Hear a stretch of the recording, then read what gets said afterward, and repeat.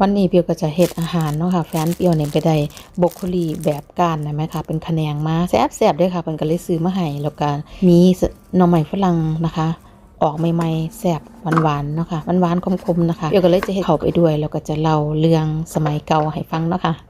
สำหรับคนที่มักฟังเล่าเรื่องคุณป้าเล่าเรื่องเนาะค่ะเปียก็จะเล่าให้ทุกคนฟังนะคะหลังจากที่คู่ชีวิตเฮานี่มาใช้ชีวิตร่วมกันแล้วตัดสินใจอยู่นํกันแล้วก็ละมาวางแผนว่าเฮาเที่ยวมามากพอแล้วกินเที่ยวหลายแล้วถึงเวลาเราได้ไปเลยวางสิเปียวอยากสร้างอนาคตนะคะเปียวบ่ได้อยากใช้ชีวิตไปเรื่อยๆแฟนเปียวเราจะเน้นกินเน้นเที่ยวเน้นใส่ชีวิตให้มีความสุขจะบ่ค่อยคิดอีหยังหลายนะคะแล้วก็จะค่อยๆเป็นค่อยๆไปแล้วก็จะใช้ชีวิตค่อนข้างสโลว์ไลฟ์มากนะคะแล้วก็จะแตกต่างกับเปียวนี่จะทำงานบางงานจนเกินไปแฟนเปียวก็จะใช้ชีวิตชิวๆนะคะคือเฮาทั้งคู่มาใช้ชีวิตร่วมกันนี่เฮาต้องมาปรับจูนให้มันอยู่พอเพียงนะแม่ค่ะบาลานซ์กันคนนึงก็จะมากเกินไปในเรื่องนึงคนนึงก็จะน้อยเกินไปในเรื่องนึงนะคะกว่าจะมาปรับมาเปลี่ยนมาจูนกันใช้เวลาค่อนข้างนานมากเลยนะคะครูของคนอื่นเป็นจังไดเปียวบ่รู้เด้อค่ะแต่ว่าครูของเปียวเป็นแบบนี้ค่ะหลังจากนั้นเฮาก็เลยมาคุยกันเขาคุยกันว่า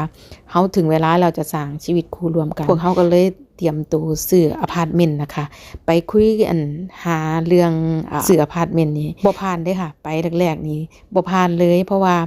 เงินของเฮาทั้งคู่นะคะคือเฮาเป็นเจ้าของธุรกิจเขาก็เบิ่งกลับไปย้อนไป6 เดือนเนาะค่ะสเตทเมนต์บ่ผ่านเพราะว่ามันบ่ค่อยมั่นคงเพราะว่าเฮาเป็นบริษัทที่เปิดใหม่ทั้งคู่นะคะเฮาก็เลยมาเริ่มวางแผนใหม่เปลี่ยนแนวทาง